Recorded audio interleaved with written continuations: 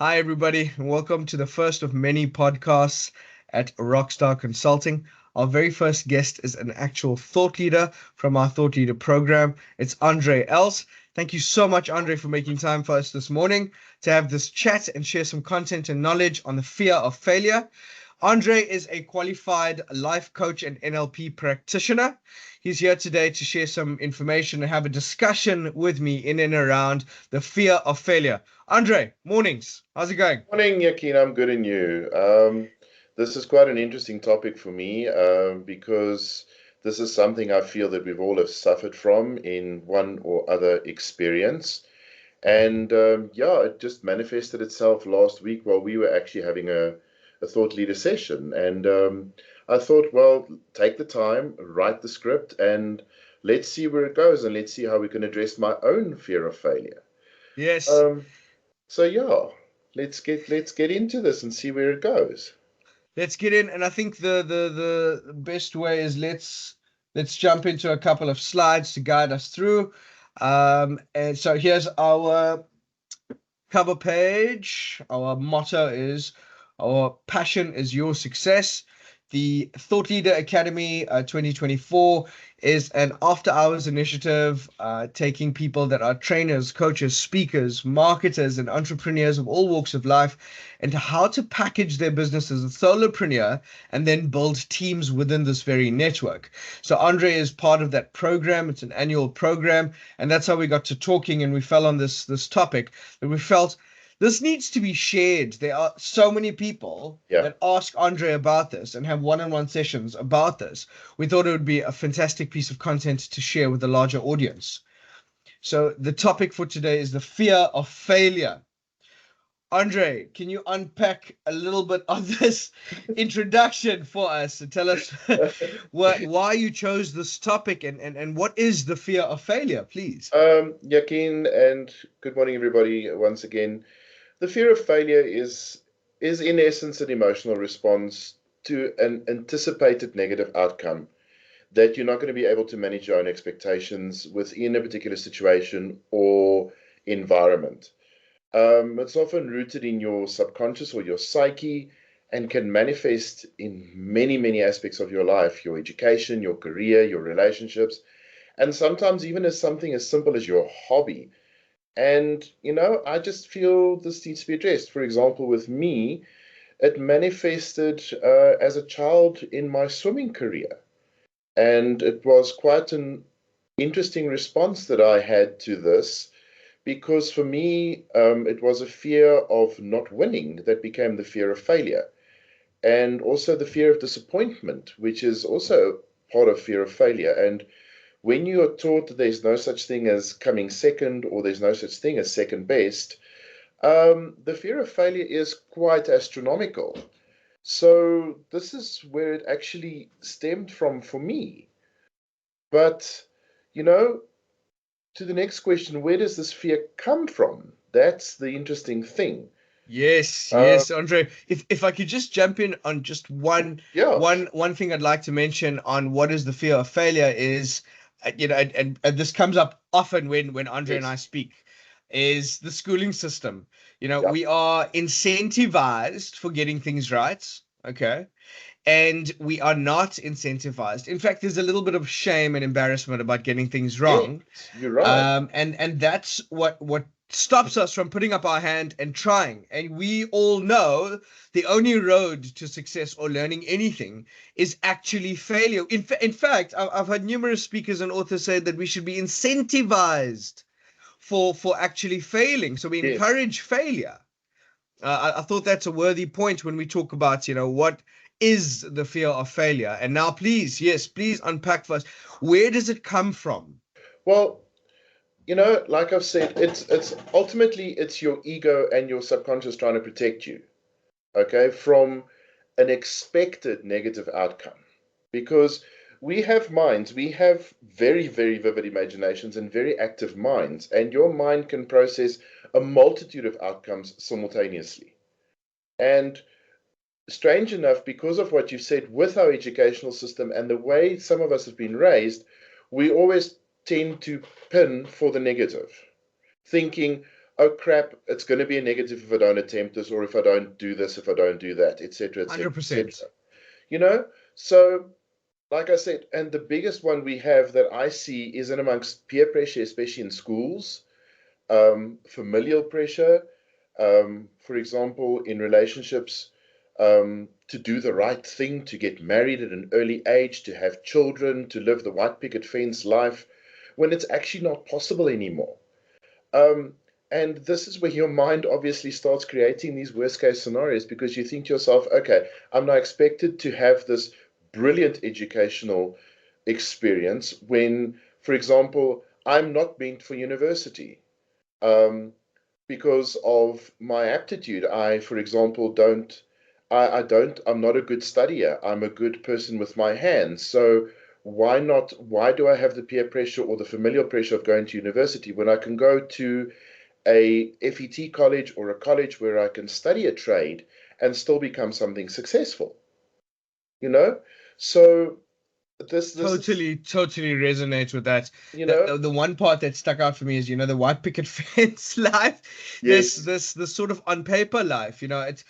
It's harder and harder. I wouldn't go as far as saying impossible, but it's not the norm anymore where you have no, a single parent or single income supporting a household, where you have people having children, getting married and having kids in their early 20s. This has now become early 30s, yes, because of the challenges that exact challenge that you're speaking about. And I like that you're talking about, where it comes from, and we're talking about school and childhood stuff. So when we're addressing it, from the perspective of an adult, we're talking about symptoms, yes, symptomatic treatment. yeah, But I like that you're actually talking about the root and the cause and the start of it. It really gives us a simpler understanding of where it comes from. Of course, yeah, the work, going back in time traveling is a lot more intense. But yeah, that's what we want to sort out, because it makes no difference for us to have, a behavior or a habit that helps us treat the symptom. And we're constantly putting energy into treating that symptom, where we would put, more intense energy in sorting out the root or the cause of the problem, yes. and then not having, a daily event where we have to plug in energy to put a plaster on the wound. Well, I'll give you an analogy that I use when I coach. It's like cleaning your house, or like when you start sweeping your lounge. You've got this beautiful Persian rug in your lounge, and your lounge is tiled, and you're thinking, okay, crap, I've got guests coming in 20 minutes. Let me quickly sweep the lounge. And what do? You're going to sweep the dust under the carpet. Okay, it's the fastest way to get rid of the dust. But Absolutely. sooner or later, you're going to start picking up lumps and bumps under this carpet from all the dust. And what's the next thing you're going to do to treat the symptom? You're either going to try and stick it down, okay? Or if it's a wooden floor, you're going to try and nail this thing down to the floor. And sooner or later, the more dust you're going to get, the bigger this bulge is going to become under the carpet. And sooner or later, those nails or the sticky tape or whatever you've nailed the carpet down to the ground with, it's going to explode out. And then you're sitting with those consequences. And Got you. it Got you. is Got you. Got you. absolutely, absolutely disastrous when that carpet decides and those nails explode and those nails decide to let go. Oh, yes. Oh, yes. The closet full of everything that nobody wants to put away. Yeah, that Yes. day it always comes. Yeah. So today you'll unpack for us, we've gone through the first 2 points. What is the fear Yes. of failure? Where does it come from? And I think that the folks listening, can really, just join the dots very easily and say, yes, that makes perfect sense. We're not incentivized to fail. And the only thing that I've ever got that was worth achieving came through failing and learning and failing and learning. Now, when that happens in sort of early childhood development, the ECD phase, or even sooner, Yes. our neural programming happens even sooner than that, and then it just carries through the programming of school, etc. But how does it manifest? How do we identify it in our lives? Well, in adults and young children, you would start picking up, especially if you're a parent, your child or yourself would start procrastinating. There would be self-sabotage, or they would be chasing perfectionism because they've been taught, like I've said earlier, second best is not good enough. Um, when it becomes, in terms of procrastination, it becomes a self-defense mechanism where you're trying to protect yourself because you've ultimately resided to the fact that you're going to fail no matter what you do. And it's just efforts of your subconscious mind to undermine your effort to success. That's the biggest thing. And also the thing we need to remember here, the subconscious mind is not aware of time and space. Okay? Your conscious mind gives it its framework for time and space. So this manifestation of failure is actually conflict between your subconscious mind and your conscious mind, where you're trying to rationalize this fear. And that's when you start procrastinating, you start sabotaging yourself, and ultimately this can lead to actually depression, and which is even worse. Wow, which is growing. Yes. The depression rates are growing, and not depression where, people say, "Oh, I'm feeling so depressed." You're being sad No, and you're exaggerating. But this is depression, actually the morbid. chemical imbalance that needs to be Yes. medical treated, Yeah, that's the depression that it starts to becomes manifest, and that's on the rise. Yeah, it becomes morbid depression.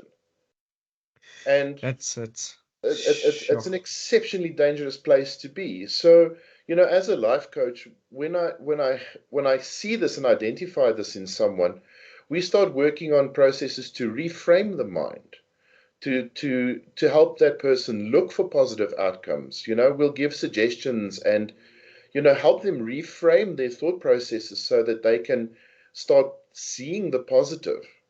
Yes, there are cases where a life coach will refer someone for professional counseling and professional help when they see, okay, that this person is not going to take the next step without some professional help.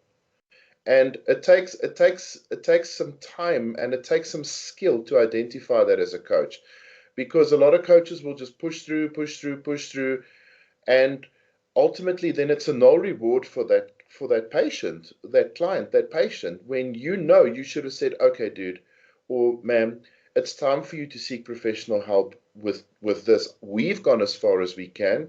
Once you've sought your professional help, if you feel I can take the next step with you as a coach, then you're welcome back. But other than that, it's an exceptionally dangerous place to be, especially also in terms of perfectionism. And this is where it manifested for me. Um, I was an exceptional swimmer in my younger days. I'm not that old, but when I was younger as a teenager, and for me, I was taught by my parents, there's no such thing as second best. And I became an autonomous robot in terms of how I used to train and how I used to swim. Because for me, if I didn't win, it wasn't hard enough. It wasn't good enough. And I would just push harder and harder and harder. And eventually, it led to things having to be out of my control before I realized, okay, I need to take control of this before I'm going to kill myself. Now, And Andre, you've said something that is so crucial, so key. This perfectionism. yes, Everyone wants it to be perfect, and in that way, you never finish.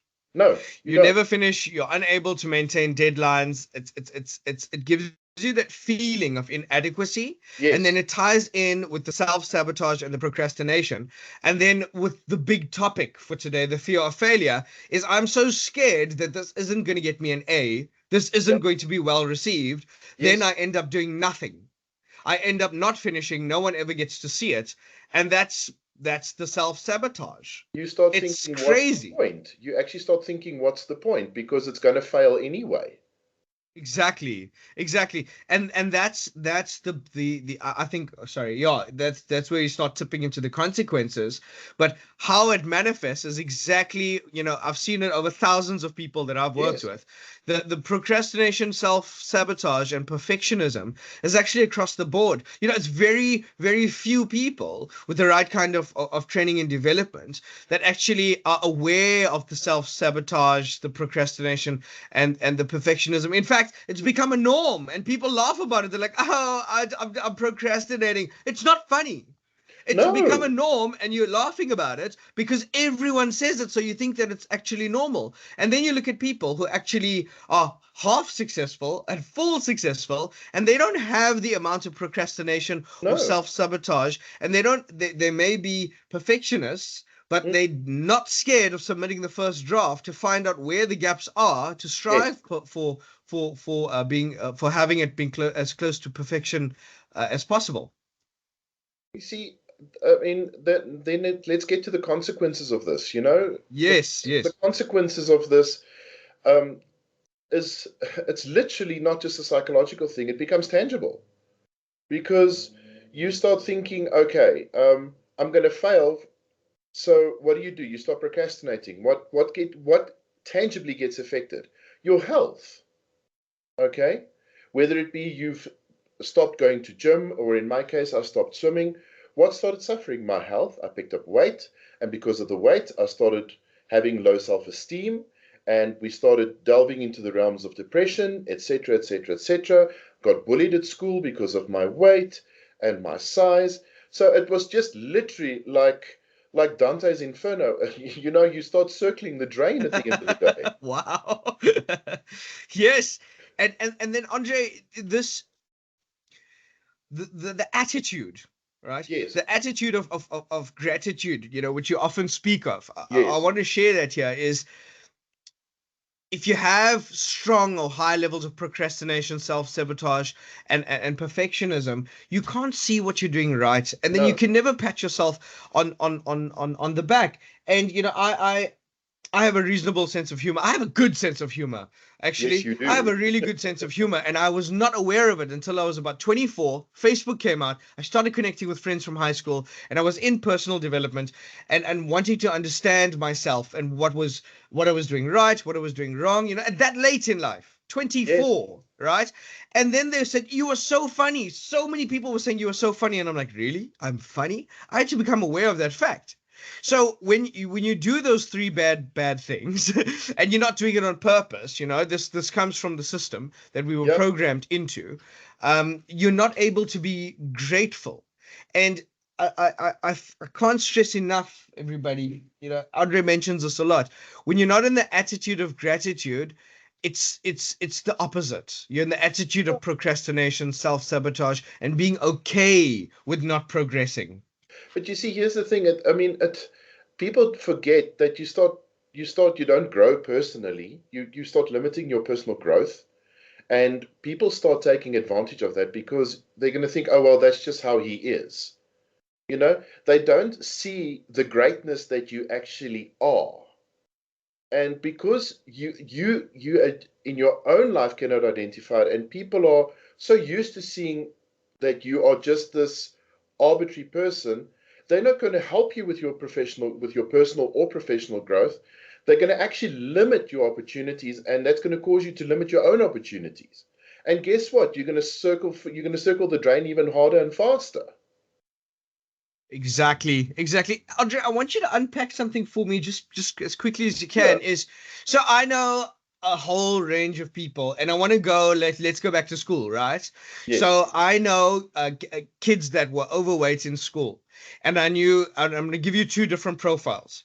So I knew one guy, and they would tease him, and they would make fun of him, and they would call him house and all of these things, and he would laugh, and he would say, "Yes, I am a house," and he would bump them, and he would Yeah. really like lean into it. And that's the attitude that I think everyone strives for. And then you have somebody that looks the same, and they make fun of him, and he's sad and he's very quiet.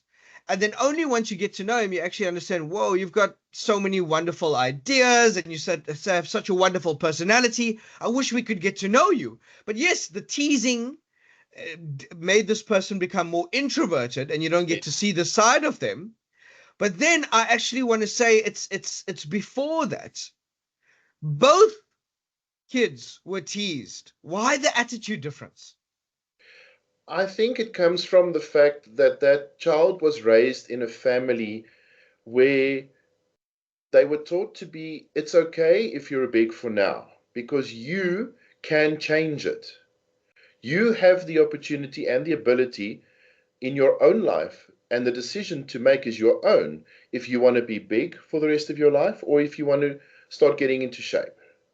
Because also on the flip side of the guy, he might be content in front of people, saying, yes, I am a house. But get him at home, I promise you, he's sitting with issues. I can guarantee you that. The simple fact is, it's like you say, it's been inbred into us over the last couple of centuries that we have to look like Ken dolls and Barbie dolls. because that is what socially is accepted. And people forget that not everybody can look like that. Okay, then you have on the flip side where because of this failure, for example, people start sitting with serious body image issues. People start delving into the realms of having anorexia and other eating disorders. Or people actually ultimately commit suicide because of body image issues, because they had failed in their attempt to look better, because it wasn't socially acceptable to, for example, be a size 34 pants, but you have to be a 28. And it's Yes. it's incredibly sad how many people have been lost over time because of this.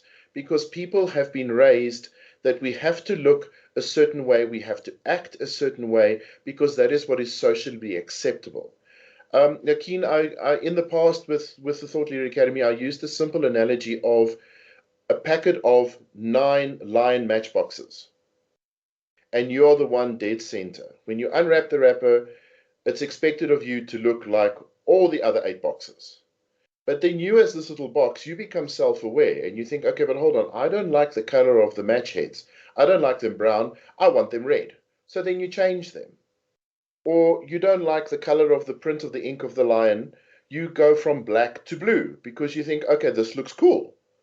And sooner or later, the other matchboxes around you go, but hold on, you don't look the same as us. We don't like you. You're not going to fit in. And then you start doubting yourself. And this is another topic that I want to address. It's because it comes back to identity.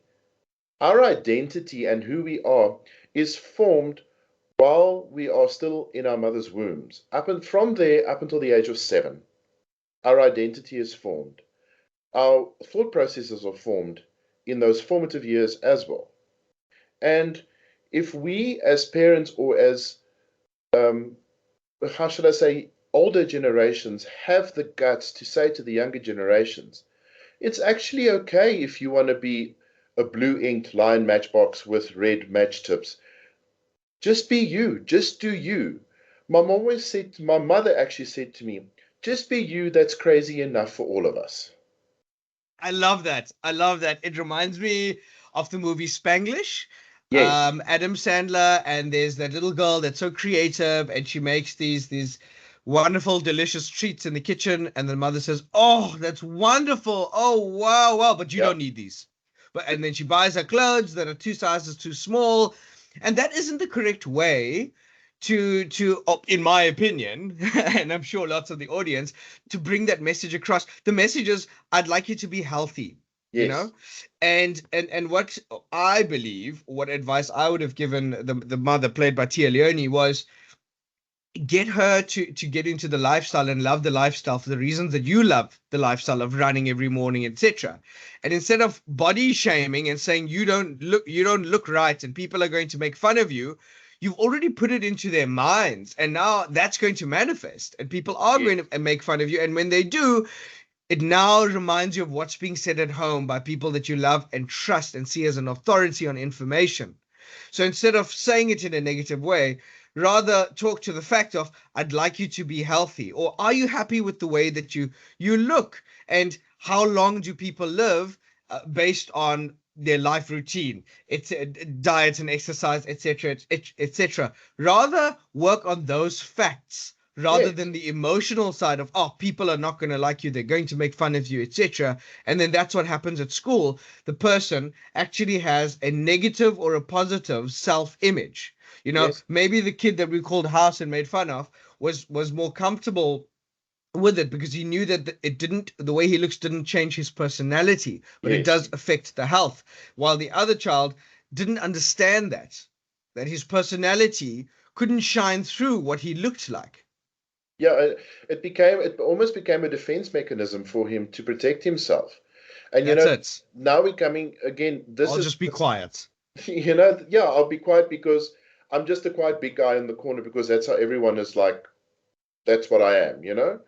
Instead of, standing up. I mean, and thinking, okay, but hold on, I'm more than just this big guy. I mean, I have a voice, for example, if he could sing, or maybe he was excellent at another sport like chess or anything else, but he is boxed and framed as this house. And that's all he sees, because for 8 hours a day, that's what he's exposed to. And it's so, so sad, And then I think I'd love to sit with that child and say to him, right, how are you actually coping with this? How are you going to overcome this? How can I help you to harness this fear and transform it into something positive? Exactly. You Like, know, yeah, it needs to you're happen. feeling. Sorry, go on. Sorry. It needs to happen. You need this. I mean, this has always been my passion, is to get these kids and say, for example, my passion is to get these kids and to realize that university is not the only educational outcome for them in their lives. There are other vocational outcomes for them as well. Should they choose to go to university? Yes, balls to the floor, go for it. But if you feel you are not made for university, do not get pressured into thinking that you're a failure because you did not go to university. You can go to college, you can go to FETs, you can go to vocational schools, you can go to trade schools. There are plumbers and electricians that I know that make more money than doctors. Same. And it's You know, inspiring. it's expired. I mean, and you need to get to this child and say to him, your fear is not insurmountable. Let's tackle your fear step by step. Let's build a plan for you where you know what the outcome is. You know the steps that you need to take. You just It's like almost like when you're playing pinball on a big pinball machine and you've got those big paddles on the side. You know that thing is going to that ball is going to hit bumpers on the way down. You know it's going to hit, and then it's up to you to hit that paddle to ensure that that ball stays on the top side of the pinball table. And it's the same when you have to deal with the consequences of this fear of failure. You as a coach, or you as a parent, or you as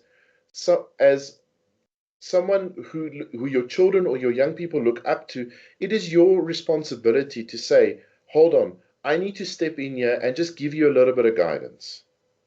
I need to ensure and to prevent self-harm here. And how do we prevent self-harm?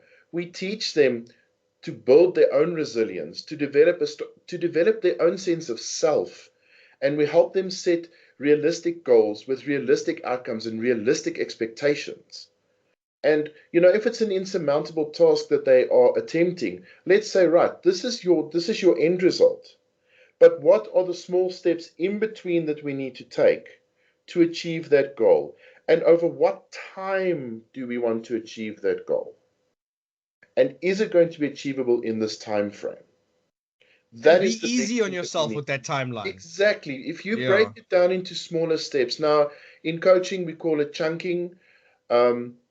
So we break down things into Yes. smaller And chunks. if the deadline, you don't meet the deadline, it's the right goal, it's the wrong date, kick that deadline out Exactly. and keep working on Just it. keep focused. Keep focused. You are on the right track. You're going to make it. Don't set yourself up for failure by being unrealistic with your goals. Because again, That's you're going to it. start circling the drain, and I call it Dante's Inferno. Really, I do. Because Yeah. Yeah. it's literally like I like that it's like reference. stepping Yeah, into play the the seven game. levels of hell. Okay. It literally Yes. is. So So, now we've yes. spoken about, and unpacked what is the fear of failure. What does fear, where does this fear come from, and how does it manifest in your life? The consequences and how we see this happen. And, we touched on youngsters, and I think when if I can ask, Andre, let's dip into the grown-up side. We're in the workforce.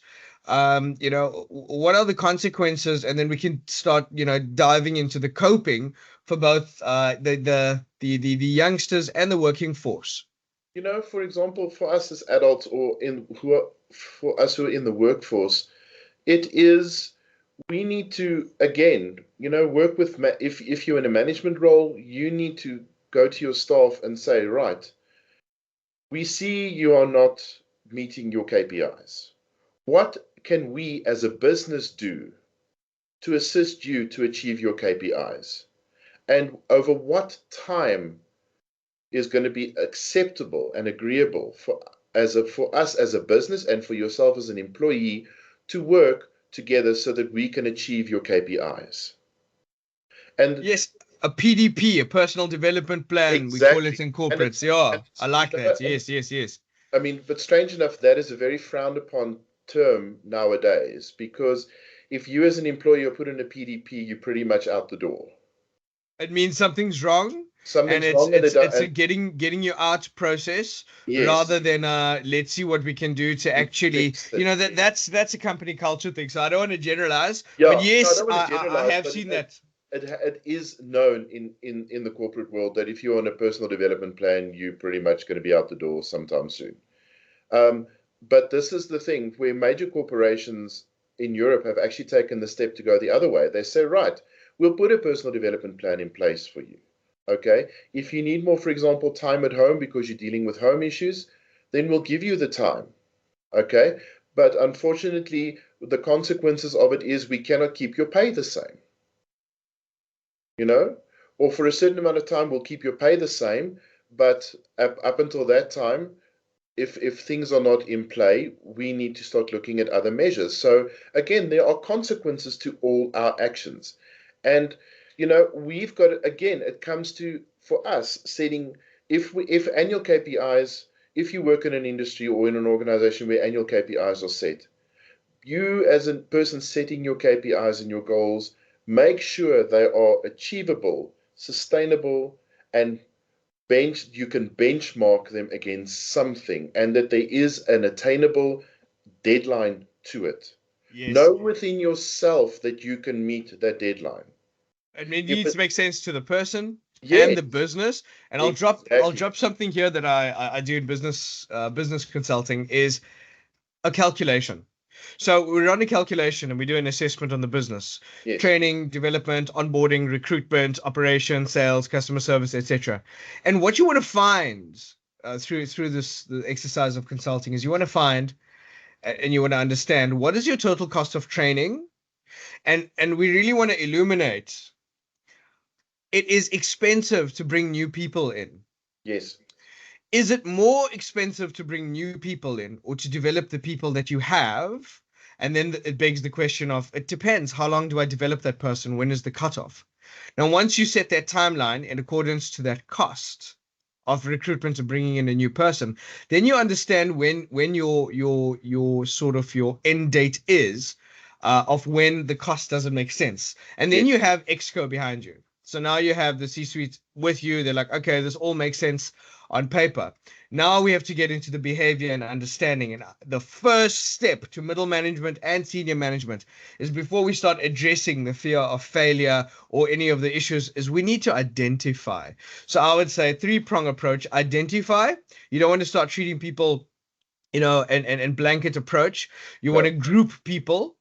Okay, I can address this. I can address that. I can address this in groups. I need to address these in one-on-ones, and yes, put that personal development plan together in alignment with what Exco expects. The yes, cost of recruitment and bringing in a new person versus developing an existing staff member. And of course, the most successful businesses keep and retain staff and teams for the longer periods of time. So I yeah. thought I'd drop that in there. Sorry, yeah, you're No, that's closing the up, perfect. coping It's and a overcoming the no. fear of It's the failure and perfect thing. harnessing transformation, Perfect thing to do. transformative power of failure. It's the perfect thing to do because in the corporate world, like you say, it is expensive to bring new people in. And also, strange enough, that person would have a fear of failure because now he's in a new environment. He doesn't know what to expect. He's got these KPIs, but he doesn't know the team. He doesn't know the environment. He doesn't know the structure. So again, there you're sitting with it, you're sitting with an even weighted scale. Do you invest the money in your staff, or do you bring in someone new that is going to take time to develop into the role that you want them, and it's going to cost more money when you have the staff and a little bit of training and a little bit of expense and your turnaround time is going to be a little shorter. You know, so overcoming this and transforming this power again. I personally feel it is it's something that you have to do on an individual level, where you start addressing people's fears, especially in today where we live in such a constrained economy. People have the fear that they're not bringing enough money home to feed their families, that are they going to have enough money to keep the lights on, or is there going to be enough money to get to pay school fees? People's salaries only go that far. And it is we as leaders or as people that inspire people need to help those people allay their fears and say, guys, at the end of the day, you know what your salary is, you know what your income is, and you know what your income can do.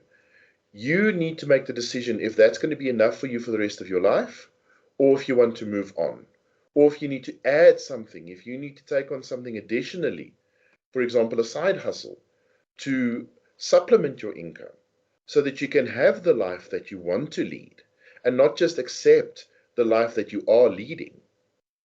Because sooner or later, the life that you're leading, it was great when you earned the salary, but unfortunately, inflation catches up with you. And it becomes from, ooh, okay, hold on. I need to pay this month and I can't pay that this month. And then it becomes a problem. So it is up to us as leaders in industry to say to people, guys, look at the root cause. Your root cause is this is your salary. Okay? How far will it go? You know how far it goes. Do you need to cut some lavishness out of your life if you are living a lavish lifestyle? Or do you need to start paying more attention to the debt that you have accumulated and start paying that off so that you can free up a little bit of money to start living a better life? Or do you need to start having a side hustle? And that's what it comes down to, because it's accepted nowadays, unless you have a restraint of trade clause in your contract, that most people I know have a side hustle and they need to start earning money. So, and I don't think businesses nowadays are going to frown on people that they have a little bit of a side hustle, so long as it doesn't interfere with their main income. It's then it's fine. But Got like it. I say, Yeah. you need to choose where you want to be in life. And if it calls upon having someone professional in your life to give you a bit of guidance, or your family Sure.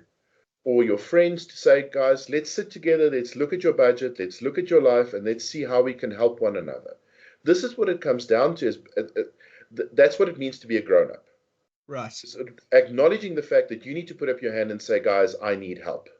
Yes. That's And the no biggest one thing. really is finds that to be an easy thing to do. No, You know, it's quite a challenge. It's quite a challenge. And I also like, when you talk and address the fear of failure, that you talk about it's not. It is important to note that not all fear is unfounded. no, no. It's tactile. Some of it will be tactile. And it is up to how you process that fear.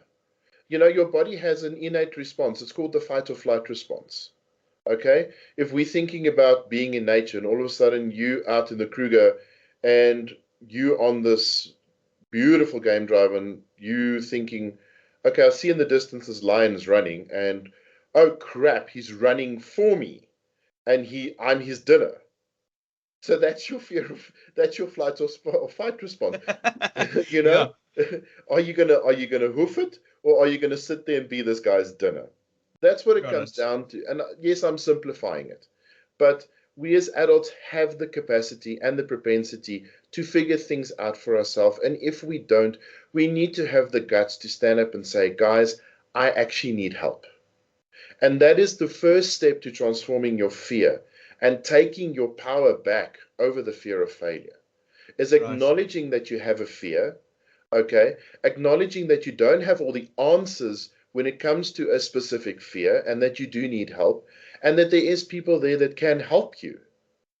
And they can Yes. help you because sometimes you look at life with, you know, you become so, how shall I say, one dimensional that you're not open to any other possibilities because you're so caught up in your own fear and in your own self doubt that you're not open for it until someone actually says to you, but hold on, look at what you have in front of you. Look at what you can actually do. Look at your talents. Look at your skills. This is what you can do, and I'm prepared to help you. Got And it. Got it. this is You where it also comes down to. referenced. Sorry, Andre. No, that's You fine. Go also for it. referenced Katie Byron. Could you just unpack that a little? Um, she says, she asks three questions, and we actually discussed it in the Thought Leader Academy as well. We spoke about, do you like it? Do you really like it? Do you really, really like it? But here she actually asks it, is this fear in your subconscious, if you have to think about it consciously, is it actually true?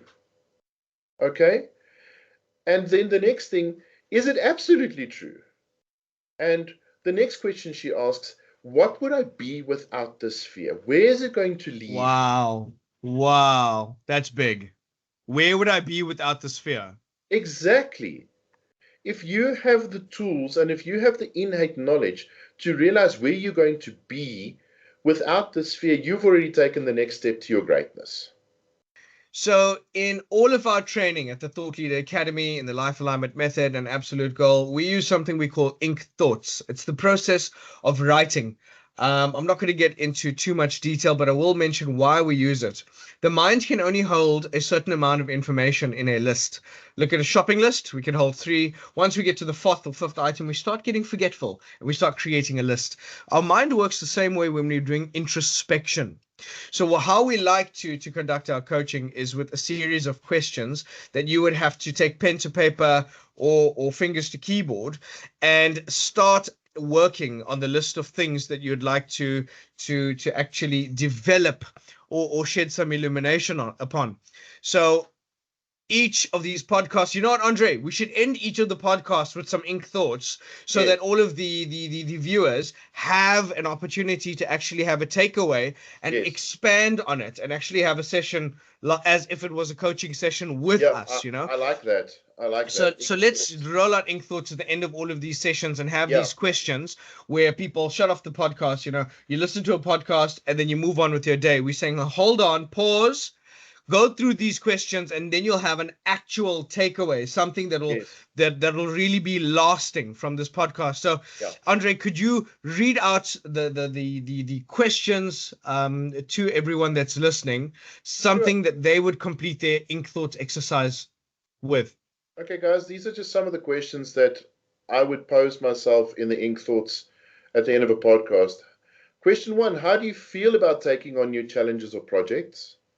Question two, have you ever avoided trying something new because you're afraid of failing?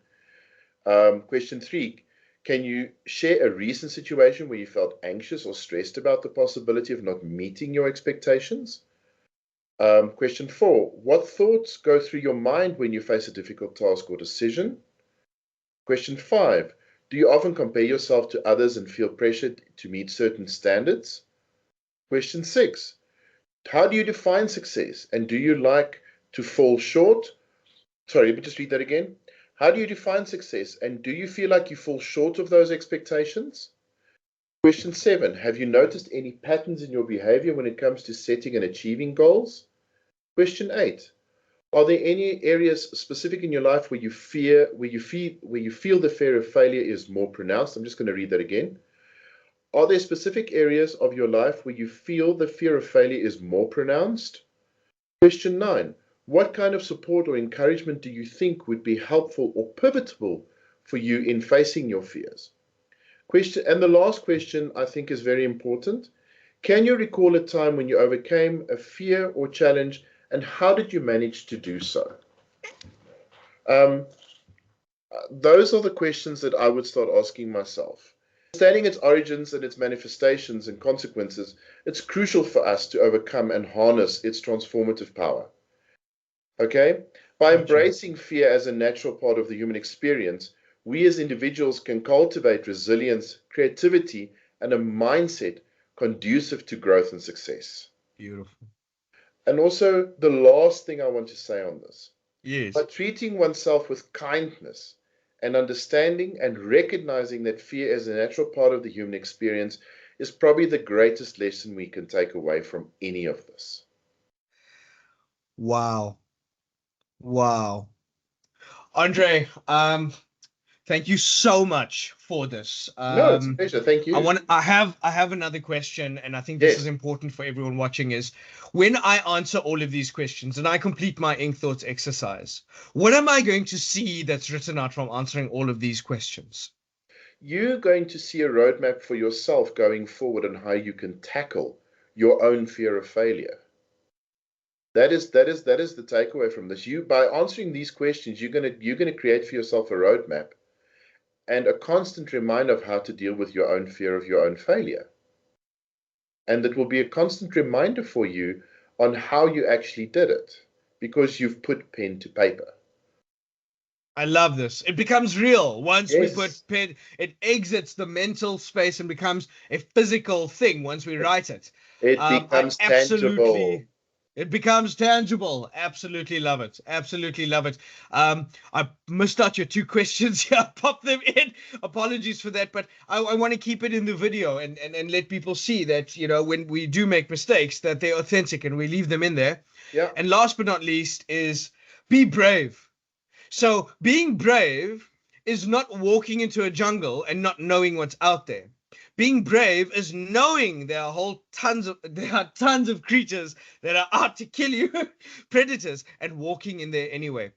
well, whether So they be being creatures or predators, there's something out there trying to kill you. Exactly. So just to tie that up, being brave is not being unaware of the danger. It's being aware of the danger and Yes, doing it anyway. It's feeling the fear and doing it anyway. That's what it means to truly be brave.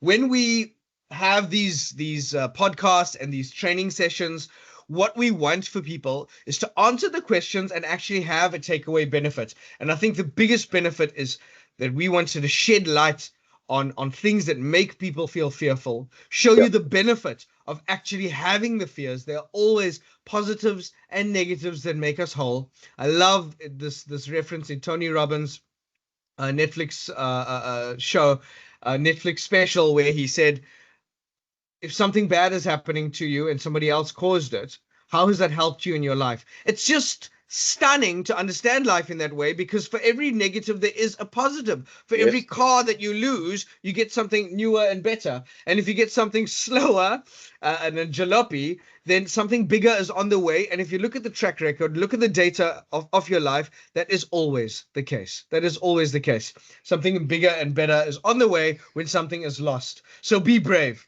Andre, thanks again for your time. no, This thank is you, Joaquin. It's been an absolute pleasure. Yes, man. And for me, I had a great time this morning. And this is proudly brought to you by Rockstar Consulting. Our passion is your success, and Architect, an edtech organization that convert learning materials into game-based experiences. Thanks, everyone. We'll see you on the next one. Ciao for now.